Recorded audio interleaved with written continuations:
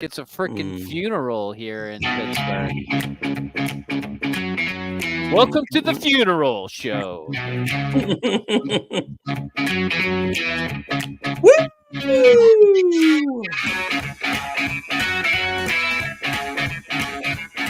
Da-na-na-na. Ba-da-na-na-na.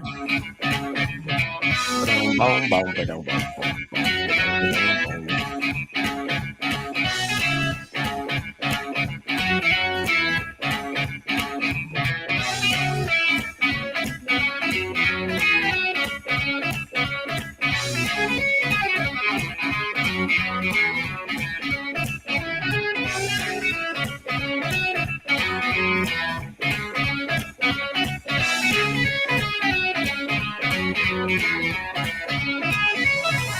That's right. This is the Sports Porch Pittsburgh, and you just listened to our entire intro song. Want to thank you for being here. We are currently at this very moment live on Facebook, LinkedIn, YouTube, X, all over the world.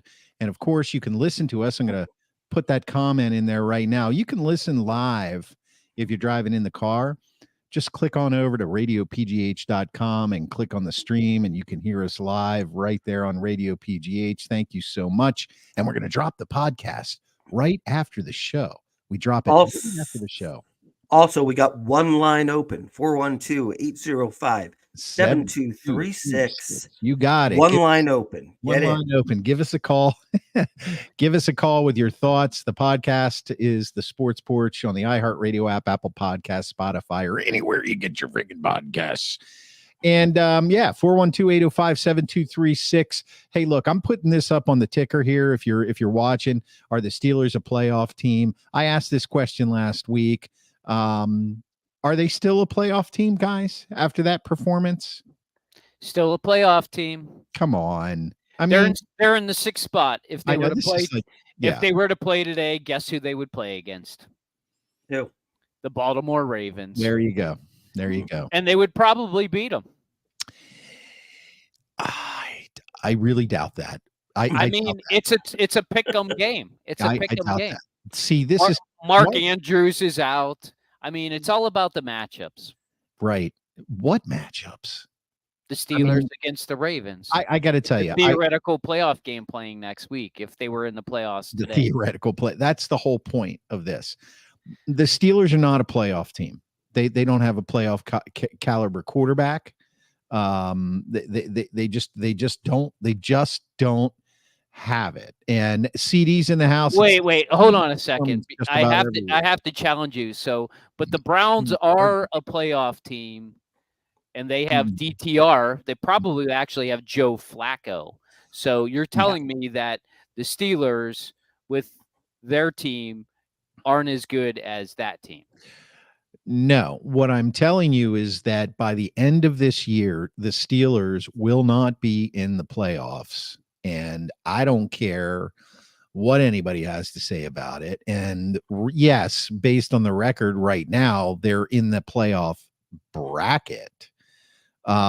So listen, I'm just going to move on to the next question because it's pertinent. Is it time to pull the plug on Kenny? I say yes. That performance by him yesterday was nothing short of dismal. Okay. Dismal. The guy has not progressed as far as I can look, and I want to give him every shot. Like, the NFL is a hard place to play.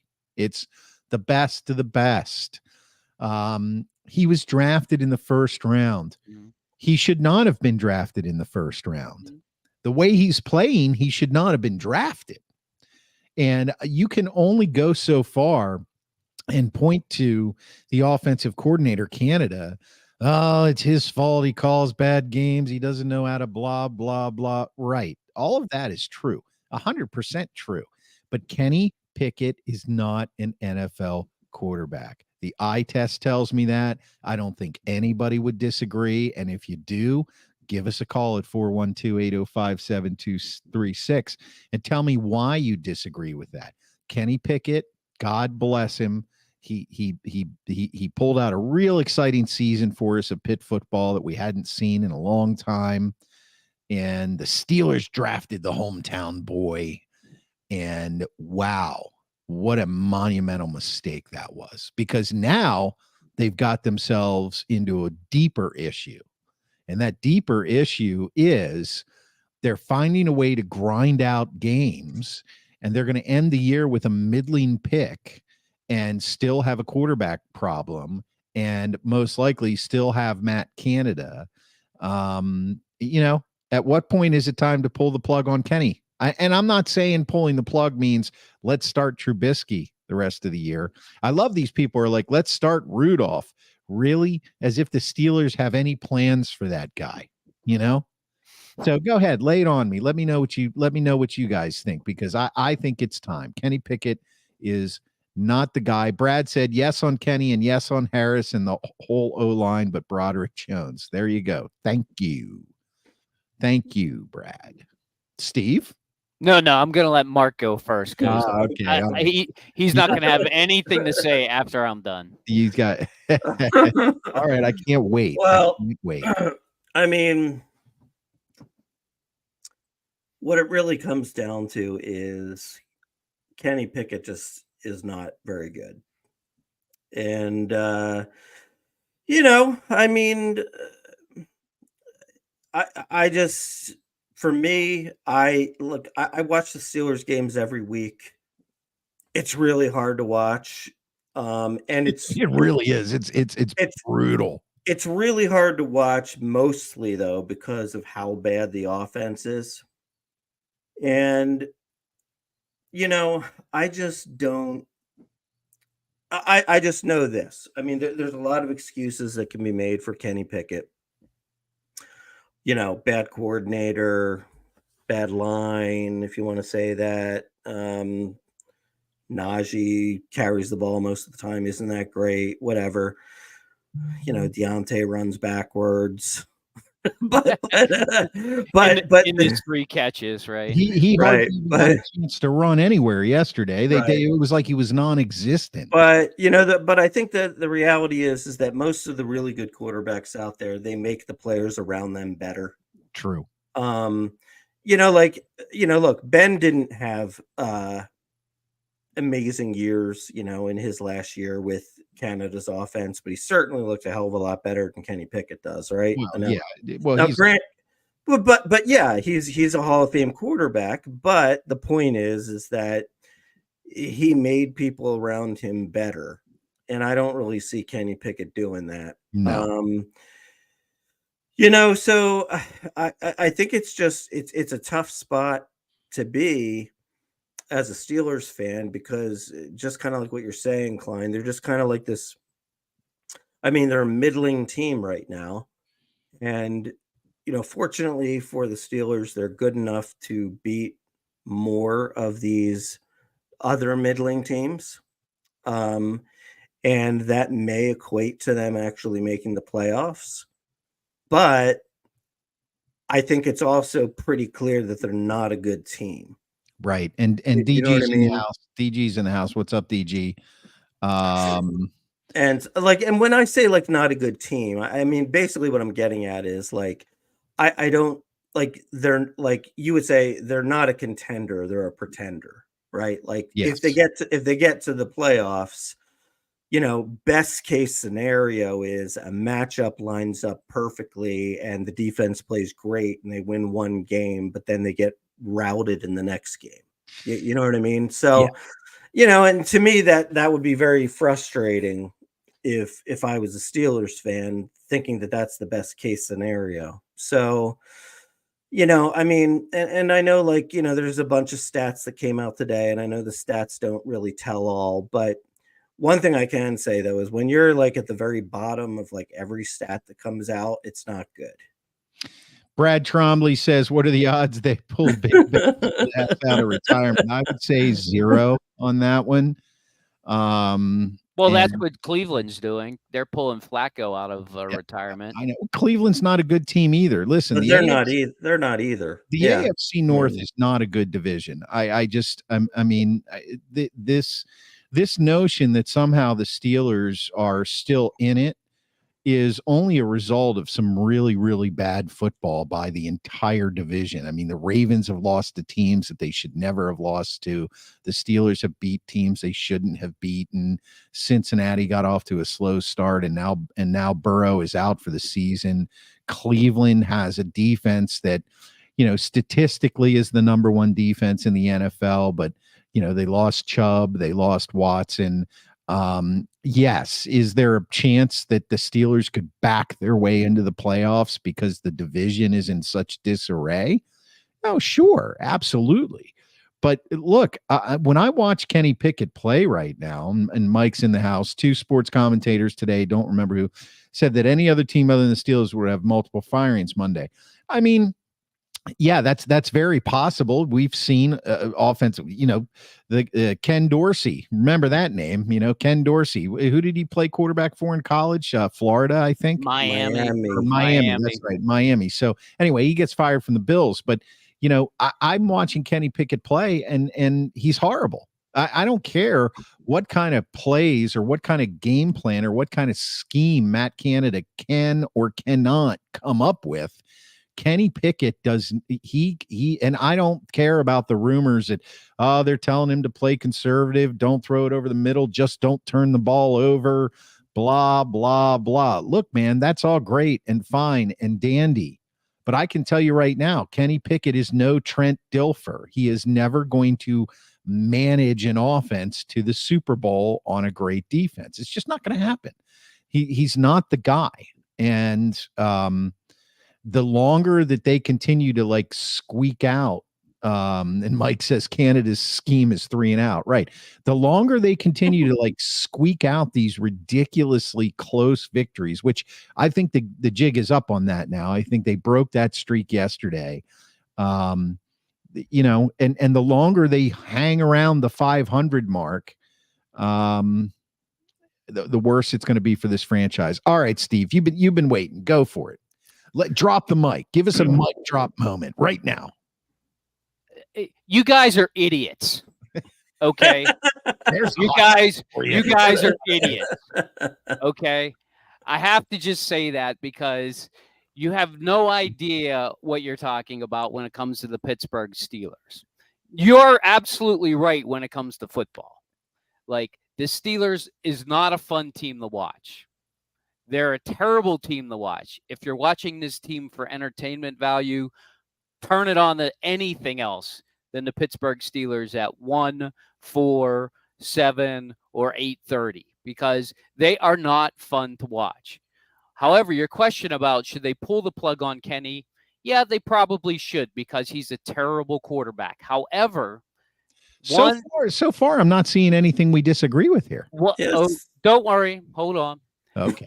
The reason the Steelers will not pull the plug on Kenny is because, one, they don't have anybody any better than him. Remember, Trubisky came in the second half of that game and was horrible, and he couldn't come down the field in the fourth quarter and score a touchdown to win the game.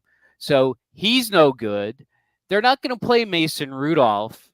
They probably should because at this point, he's the only guy who hasn't failed.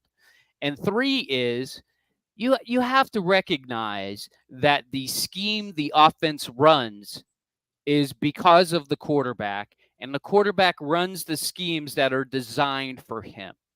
Okay? And Tomlin is never been and never will be an offensive genius. He always hires offensive coordinators who will do his bidding.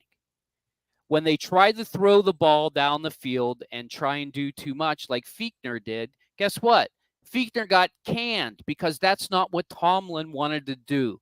Tomlin loves this game of running the ball and passing the ball only when necessary. And only will he put the ball in the quarterback's hand to win the game whenever they need a field goal or a touchdown. And I promise you, if Kenny Pickett would have went down the field 1 or 2 of those times against Cleveland, everybody here would be thrilled and be happy that the Steelers are 7-3 and absolutely on their way to the playoffs. But guess what? That didn't happen because the Cleveland Browns are a number 1 defense in the NFL, and therefore this offense can only score 10 points against the best defense. Okay. Now, what's they funny will absolutely score more points, probably only 17 or 24. They're not going to score 35. Okay. Don't think that Kenny's going to light it up for 325 against the Bengals in Cincinnati. But he probably will throw over 200 because Cincinnati's defense is horrible, terrible, and they'll probably give up maybe a touchdown or 2 or more against Cincinnati. So it'll probably be more of an open game in Cincinnati. So I get your angst. I feel your pain. But the reality is this. The Steeler way is never to get rid of the offensive coordinator at midseason. They won't do it. They're never going to get rid of Tomlin because he's the guy who's concocting all these so-called terrible schemes that make us mediocre. And until those two things happen, you might as well accept the reality. And the reality is this offense at best is average, at worst is terrible. And depending on what statistic you want to make up or pick out to look at it, you can say, they really, really, really suck. Or you can say they just suck. But everybody knows they suck. The offense sucks, okay? Right. There's no sugarcoating it, but this is by design. The offense is made to design to suck because they do not want to turn over the ball. That blows my mind. The only thing that I agree with, I think Mark said it, is that or maybe you said it, Chris, the jig is up from the standpoint of you can't suck that bad and still win the turnover battle and win the game. And that's a problem for the Steelers because that's exactly how they're designed. So if their defense has to not only get an interception, but get an interception like on the other team's 20 or the other team's 30, or even a pick 6 or a scoop and score, that's a problem because you can't rely on that. I think you can rely on this offense to be pretty stable when it comes to not turning over the ball. And I think you could rely on this defense.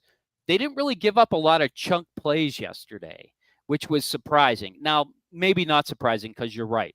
The Browns offense is horrible. They're terrible too. So I don't think they actually could make a big play because really DTR did not know how to throw the ball down the field more than 15 or 20 yards, and he wouldn't do it anyways. And half the time, you know, his guys had the dropsies too. So that's what I'm saying.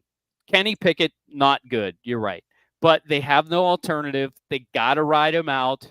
And they have to do something in the offseason about this offense. It has to be a little bit better. It doesn't have to be Miami Dolphins better, but it has to be better than scoring 10 points or getting 4 first downs. That's the problem. This is so far this year. Currently, they are the 3rd worst scoring Steelers offense of all time. Believe it or not, only the 3rd worst. The only statistics that I will guide you to are the next gen statistics, okay?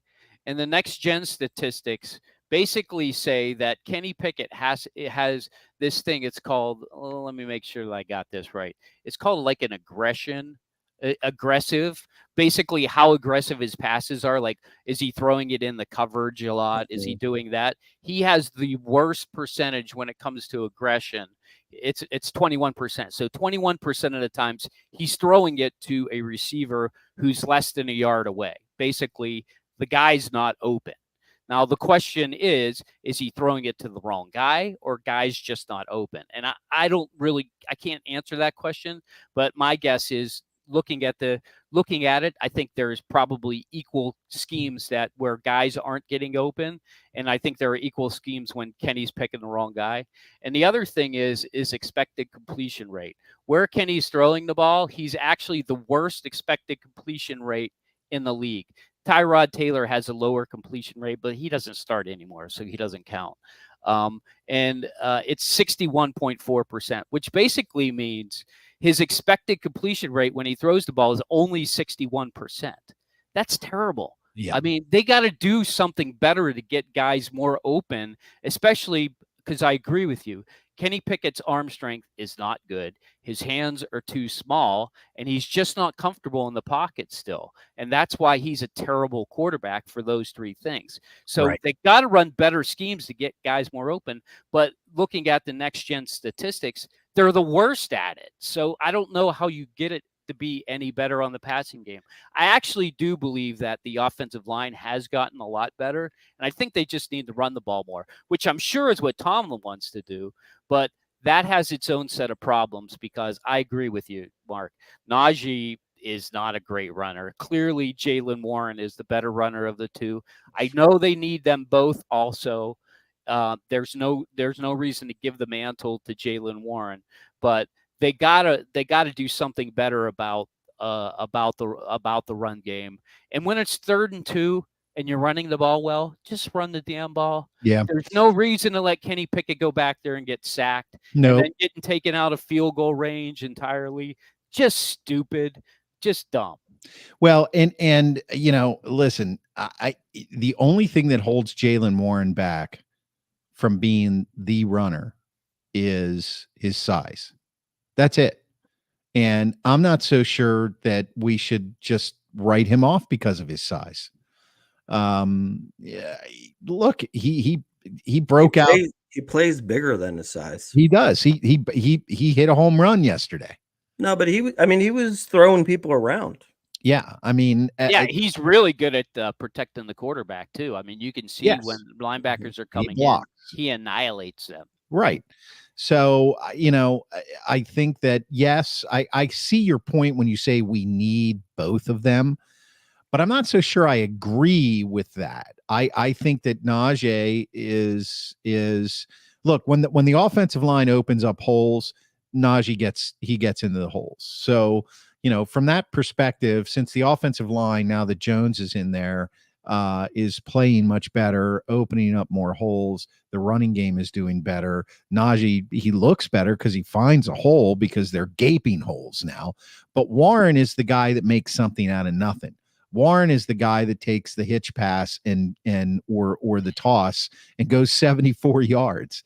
Warren is the guy that when you give him the ball and you need to get 4 yards, you're pretty confident that he's going to at least get the 4 yards. You know, but that's not their biggest problem. Obviously, their biggest problem is they don't have a quarterback. That's their biggest problem. And when we were texting back and forth, I agree with Mark. I would rather see the Steelers have a losing record and get a higher draft pick and bring in another quarterback. You know, they definitely, Trubisky's not the guy. Rudolph's not the guy. Pickett is, in my opinion, Pickett is worse than both of them.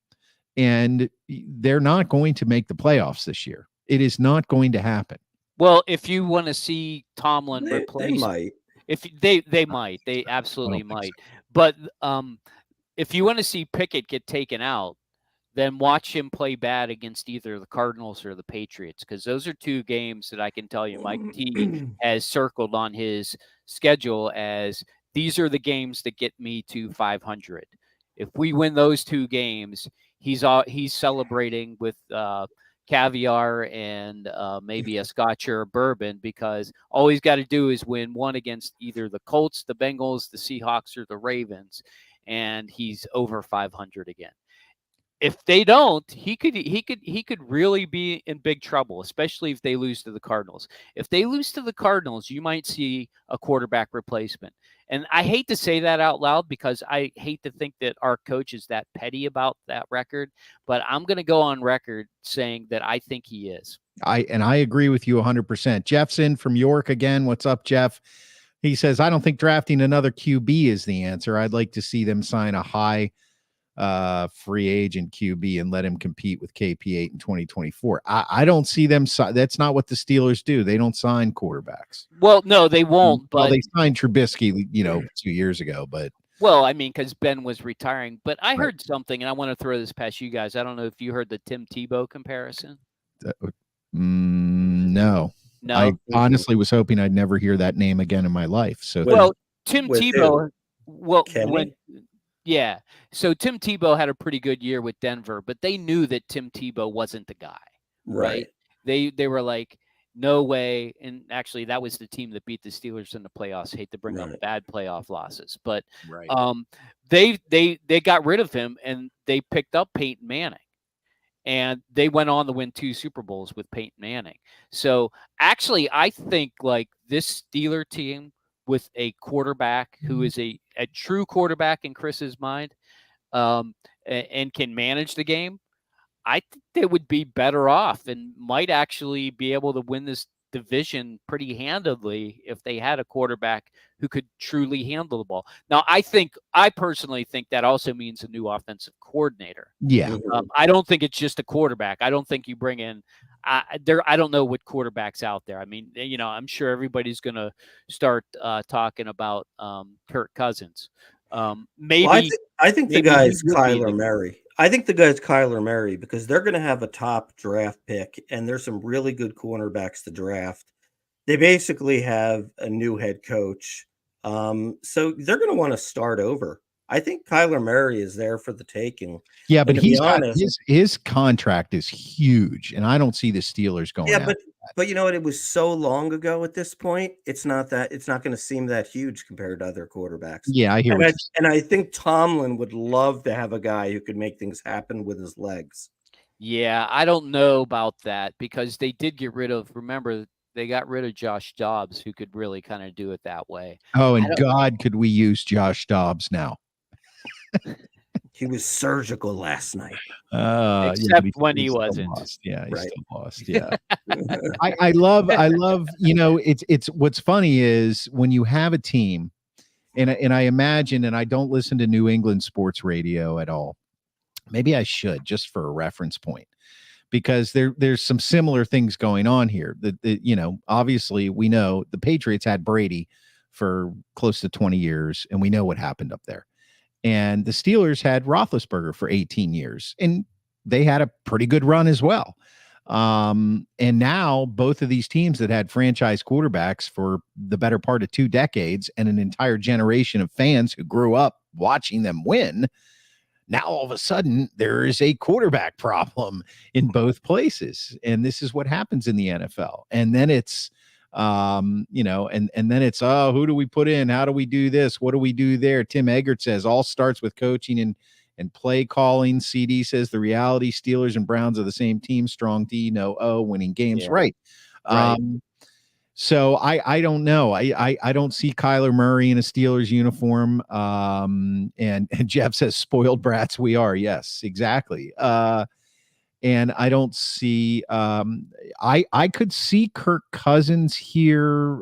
I could see the Steelers wanting to get Kirk Cousins. But I don't see Kirk Cousins wanting to play in Pittsburgh. Now, here's a big comment. Thank you, Rajay, for instead of using them, change them up. They don't know how to play. That's a lot. That's a lot to unpack there. And hopefully, you're having a good night. So, and CD Cousins is 2024 left, which, yeah, I don't know. I think the bigger issue right here is they need a quarterback and they don't have one. And I think it's obvious to everybody now. And that just makes the rest of this year, it's going to be interesting. I mean, I think, God forbid, they get in the playoffs. Could Steelers Nation stand another 30-point drubbing in the first game of the playoffs? I think you're wrong about that. I don't think there's a single team would want to play that defense in the playoffs. I disagree completely because that defense really only amounts to TJ Watt. That's really all it is. If he's on his team, that's not true. And Cam Hayward. And I can't measure that defense against a horrible and Highsmith. I can't measure that defense. And Joey Porter Jr. and Minka. I just don't. I'm not buying. That defense is stacked, dude. I'm not buying it. I'm just not buying it. Well, I think teams with good offenses will score enough points for sure. Yes, absolutely. So but teams with risky offenses will make plays where that will result in turnovers. The question is, what will the Steelers be able to do with those turnovers in a playoff game on the road? Yeah, nothing. Maybe not. I mean, depending on where those turnovers happen, absolutely true. It might be my old saying, the defense bailing out the defense again. They might happen on the 10-yard line just to stop them from scoring.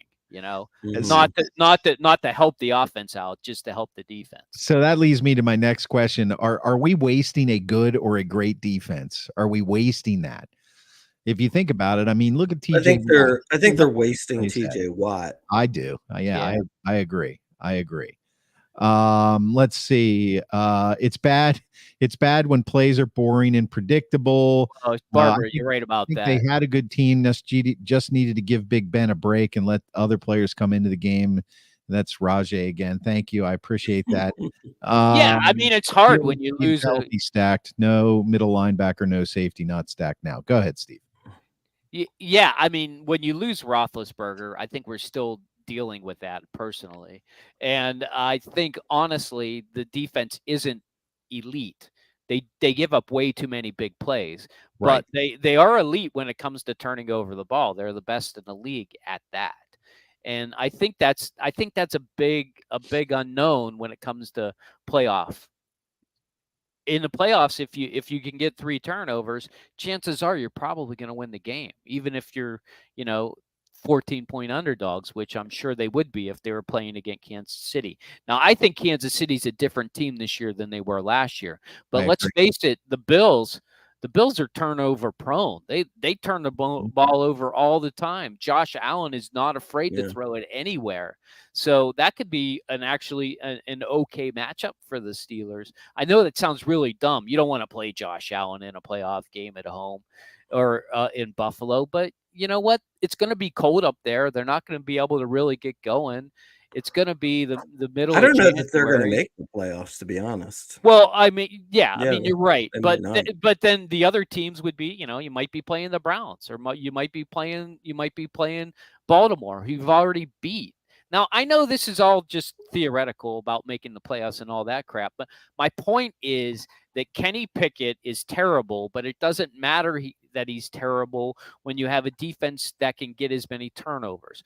What will happen to the Steelers if the Steelers offense suddenly starts fumbling the ball or throwing interceptions? They will get blown out because that offense cannot overcome like a 20-0 lead. They can't. They couldn't come back from a 10-0 lead against the Browns. Well, and DG said this is kind of the point I think that Mark and I are talking about. It's a sturdy defense. We can all agree. The issue is that we can't rely on defensive takeaways and scores to save an offense that does not produce. And I think that's and Rajay chimes in very short this time. Exactly. All right. Well, I'm at a loss for words here. I watched the game yesterday, and you guys know I was texting you, and I was like, I feel like part of my soul has died watching this game. I can't believe that I'm watching this poor performance from a first-round draft pick quarterback who's now had 22 or 23 starts in the NFL, and I have seen absolutely no progression. And I get it. They're not throwing it over the middle because they don't want KP to turn the ball over.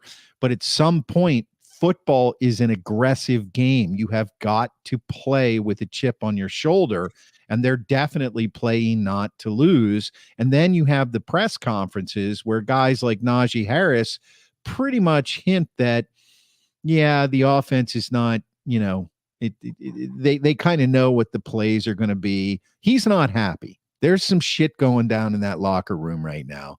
that none of us are. And Deontay wasn't happy with KP either. Not at all. Not at all.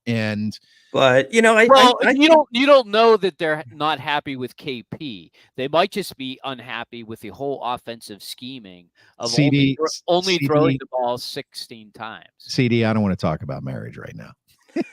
But you know, I think like here's the thing. I know it's contrary, Steve, to kind of what you're saying Kenny Pickett needs to do to win, which is not turn the ball over. But I would almost that's what he's asked. I would almost rather somebody say to him, forget about turnovers, just grip it and rip it, you know, and let's see what happens, because he's not doing that. He's actually fearful to throw it across the middle of the field. You know? Yeah, and I agree with you, Mark. I think they need to push the envelope of being more risky at the cost of maybe an interception, just so that they can show that they can come back from a 10-point or a 10 points down.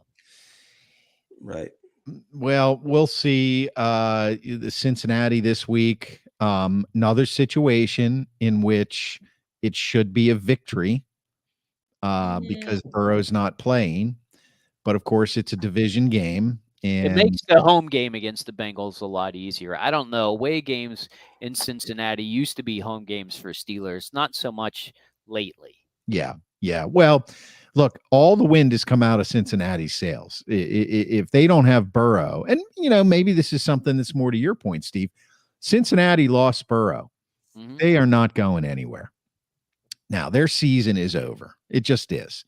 Yeah. Well, I mean, if they beat the Steelers, they still can trick themselves into thinking they're still in it. Of course, but and that's the trap for the Steelers. Right. And this could be a trap game. Who knows? All right, let's get on to our NFL picks, because just look at it for 1 second. All right. If they beat the Bengals, then they got the Cardinals and the Patriots. They could be at 9 wins in the next 3 weeks, and all of you guys that are ready to jump off a freaking cliff and fire everybody are happy. No, I still wouldn't be happy. I think the Cardinals are a tougher game with Kyler Murray at quarterback. Oh, yeah, no doubt about that. Yeah, but it's a home game. There's no way. Okay, let's move on to our picks. This past week, the records reflect Mark is now 21-9. Steve is 16-14, and I am apparently I'm 11-119. 119. Yeah. Well, you lose with the best of them, man. That's really bad, Chris. You need to work on that. Well, I've been betting on some games underneath the cover. Sorry about that, guys. So I'm 11-19. So this week, what's your pick? Let us know in the comments. Let me see if we got a comment in here. I want to get in. Okay, so here's somebody. Chris Fry. Thanks for being here, Chris. Our offensive philosophy sucks. Doesn't matter who the QB is. Need to be aggressive. I agree. Rather than have an interception, then 10 yards total. Canada needs to be fired. We need a center that can protect. Tomlin has lost the locker room and needs a kick in the ass. And we'll leave it at that. Thank you, Chris, for being here. And also, I want to remind you, if you caught us mid-show, we dropped the podcast on the iHeartRadio app, Apple Podcasts, Spotify, or anywhere you get your freaking podcasts right after the show here. So you can catch up, subscribe, leave a review. We're going to be picking our games. The Thursday night game this week, 49er. Well, it's Thanksgiving. This is the third game of the day. It's the night game. 49ers at the Seahawks. The nightcap. Who you got, Schwaber? I got the turd. All right. Mark has the Niners. Steve?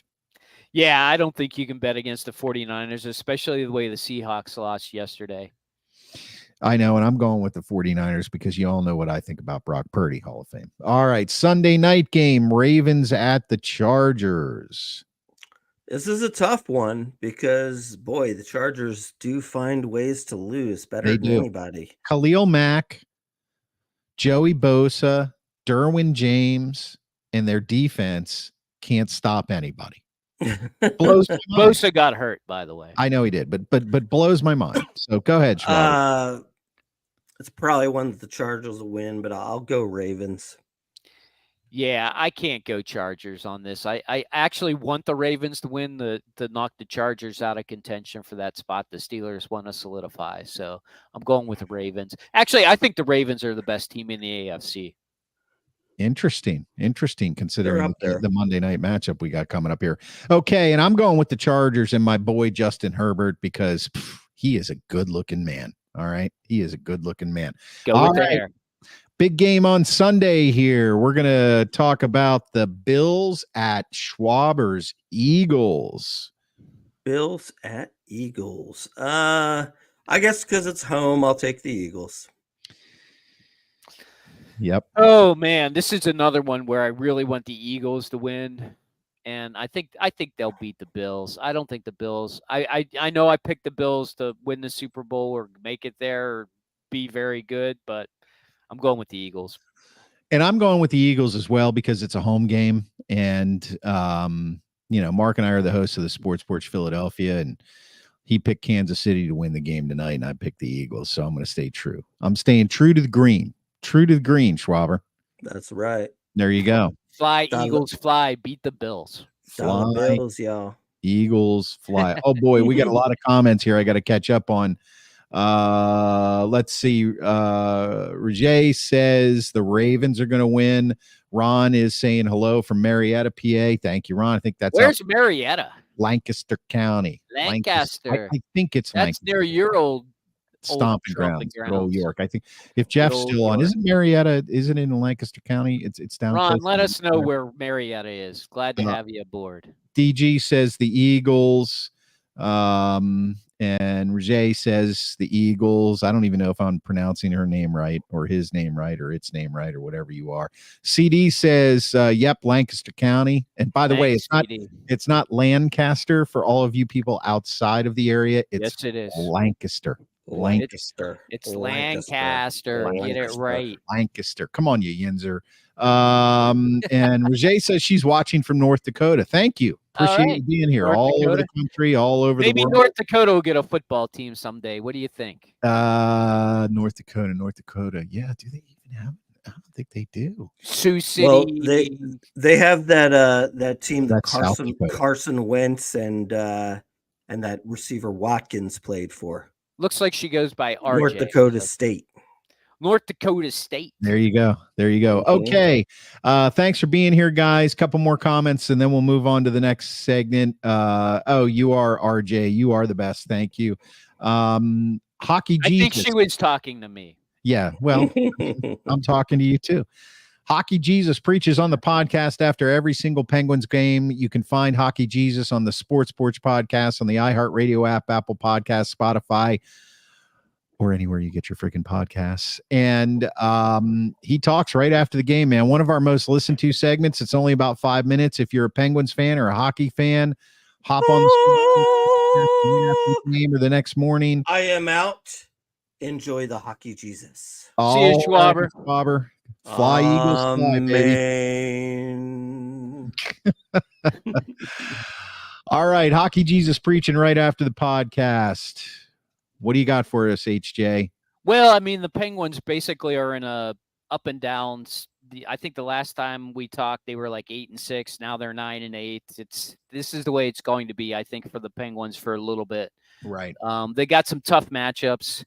I actually really wish they would have either beat New Jersey or Carolina. As it turns out, they lost those games and ended up beating Columbus and Vegas. They actually shut out Vegas last night, which is actually a really, really good win for them. But I just would like to see them beat the Eastern Conference teams a little bit more.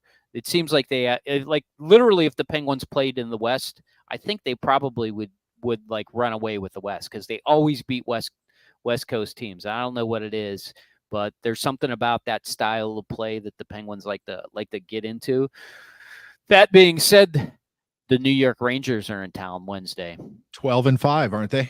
Yeah, 12-2-1 or something like that. Yeah. So yeah. Had it earlier, but yeah. Yeah, there's something like that. They're off to a crazy start. Panarin is just on fire. All their good players are scoring, which obviously is a good thing for a team. You don't need secondary scoring when all your good players are scoring. They do have their top-notch defenseman injured, Fox. So that could be a place they could exploit potentially. They're playing, actually, the Rangers are playing tonight. I'm going to try and catch some of that game after the show. They're playing in Dallas. So I think it's not until like an 8:30 start. I just kind of am interested to see how they're playing.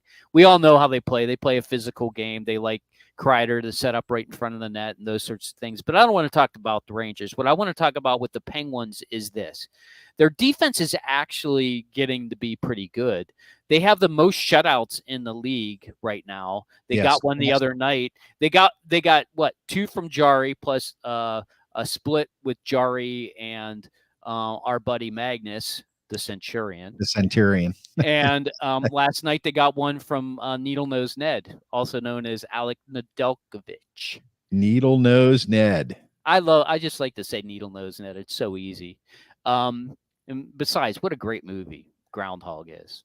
Groundhog Day? Yeah, I love that just movie. Great movie. So even though he is a Browns fan, we'll let that pass for now. But so when they score 4 goals or more, dude, they're 7-0. They don't lose. When they score 3 goals or less, they only have 2 wins. So this is the problem. The Penguins, and they did get one. By the way, the 2 wins were both shutout wins. So they got to figure a way to win like 2-1 games, 3-2 games. They haven't figured that out yet. Their power play is still awful. I said at the beginning of the season, their power play needs to be at 20%. Right now, it's at like 15%. And it's kind of smack dab in the middle of the league. It's like 17th or 20th or something like that. It's terrible. Right. And not only that, but it's a momentum killer. Like the Penguins have been scoring a lot of first goals lately, which is uncommon for them. And then they'll go on the power play, and then their power play the other team will be like, oh, almost score a shorthanded goal. And it just kills all the momentum they get. So they got to figure that damn thing out. And I don't know how to do it. I know what they're doing better there was this great, it's on The Athletic. If you subscribe to The Athletic, check out Jesse Palmer. I think that's his name. He did a really great segment on what the Penguins did to be able to stop all the neutral zone breakouts. You know, early in the season, they had a lot of 2-on-1, 3-on-2, 3-on-1 breakaways. Those have pretty much ended. And what they did defensively was really smart. It's kind of a play on a trap, but it's not really a trap. But really great reporting there. So the Penguins, I think this is who you're going to see. I said in the first 20 games, by the way, 20 games will get us to November 25th. Right. So the next time we talk, there'll be 20 games. And at that 20 game mark, I said they would be around 18 to 22 points. Right now, they're sitting at 18 points. So I still think they need to win at least one. I'd like to see them get maybe a loser point from Toronto or Buffalo. I really want to see them beat the Rangers on Wednesday. I think if they beat the Rangers on Wednesday, I'd be happy if they lost at Buffalo and playing Toronto at home. But it's been a rough stretch. I mean, you know, New Jersey, Carolina, Vegas, the Rangers, Buffalo turns out not to be so good, but Toronto's excellent this year still. So that's 5 out of 6 quality teams. If they can get 3-4 points out of those teams, I think that's what you're going to expect from the Penguins at this point. Yeah, and I think that so far this year, Hockey Jesus, you've been right on. I mean, you really have. Your analysis has been nothing short of heavenly. And you like how I did that? You like how I did that? RJ happens to say happy Thanksgiving, guys, by the way. Happy Thanksgiving to you. I don't know if she's still watching or not, but just want to go Pens. You got it, RJ. Check me out. I'll be on Wednesday night. Go Pens. Go Pens. Yeah, you're going to be at the game, right?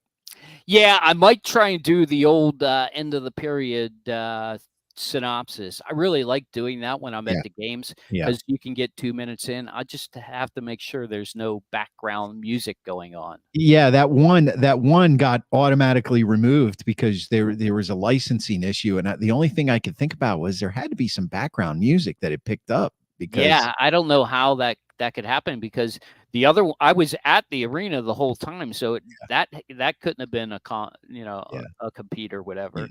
Well, we'll if you're on, we'll put it out there, and after every game, You know, Hockey Jesus has some things to say. It's always fun. I'll be there with my son. Okay. And I guarantee you I will not be sober. Okay. Then that's a must listen. That's must listen. Absolutely. At least the last one. The last one could be really good or really bad. So I want to leave us with one thing here real quick. Another thing that I've been watching, and by the way, we're going to bring back the what are we watching and headlines that mean something. I think we'll bring that back after Thanksgiving, just because we have a lot of fun with it, and especially at this point in the season right now. So, but I have, you remember the Amityville Horror, right? Oh yeah. Yep. Yeah. DG is like, Max is the designated driver. Of course he is. He's 21 now, right? We just may walk back from the arena. I mean, it's only 4.5 miles. I think I can do it, David. Really? Oh, hammered? Oh, please. Okay, Uber. It'll be an Uber. How about that? That's a much better and a more adult decision, Steve. Thank you. Yeah, I think I can afford the $20 Uber. So I watched. Actually, we're probably going to stop. Sorry, we'll probably stop at Burn and get a cigar either before or afterwards. There you go. That's not a bad idea. Yeah. What night is that going to be? Wednesday. Wednesday. Yeah. Nah, I can't. Anyway, right. So okay, good try. You know what? You saw the wheels turning there. That's good enough. So, anyway, Amityville Horror. Sorry, back to the Amityville Horror. I'm pretty sure it was on Amazon Prime. There's a brand new documentary out. It's four episodes. It's about the entire story of the Amityville Horror. And when I say entire story, I mean like the movie they made, the people that lived in the house, the people that lived in them before the house, you know, and what's incredible is the story behind it all the way up through basically today and the things that happened. And it's just a good watch. It's a good watch. The Amityville story. Ooh, I got chills just thinking about it, by the way. Prime. It's a pretty good watch. Charlie says, how did Patrick Mahomes do in the first series with no pass protection? He's obviously watching the Monday night game. I don't know, Charlie, but we're about to find out. It also looks like Jalen Hurts has no pass protection either. I'm watching it right in front of me. So anyway, yeah, if you want to catch a good documentary, if you're an Amityville Horror fan and you want to know the whole story, because, you know, when we were growing up, it was like, oh, it's a real family in Amityville, New York, and it was a real thing that happened in a house. They made it into a movie and then all that kind of stuff. And then there were all these movies afterwards and all these books and this big thing. But there really is a story behind this house. Yeah. And there really is a story behind the people that moved into this house. There was a murder. There was a multiple murder in the home right before the people that, you know, spawned the whole Amityville Horror story moved in, and some things happened. And I just thought it to be pretty eye opening. And I think it's a really good watch. So I was always freaked out by that house, by the way. I don't know, just the shape of it, and it always windows like alive, you know. Windows, yes. Get out. Okay, I'm gone. Don't have to ask me twice. All right, catch the Sports Porch. We're going to drop it right after the show, right after this right here music. The windows, RJ says, yes. It always goes so fast, doesn't it? Always goes so fast. It always goes so fast. So thanks. Happy Thanksgiving, everyone. Happy Thanksgiving. Thanks for watching us, everybody. Enjoy your football. All over the world. DG says happy Thanksgiving to the whole Sports Porch crew and your families. Right back at you, DG. Right Mike back at you, David. Says happy Thanksgiving, guys. I'm sure that's what he meant. Happy Thanksgiving to everybody. Mike. We're going to drop the podcast right after the show. It's the Sports Porch Podcast on the iHeartRadio app, Apple, Spotify, or anywhere you get your freaking podcasts. And you can always catch us at theporcheslive.com, theporcheslive.com. Theporcheslive.com. Thanks, RJ. We enjoyed you being here, and we will catch you guys next friggin' week.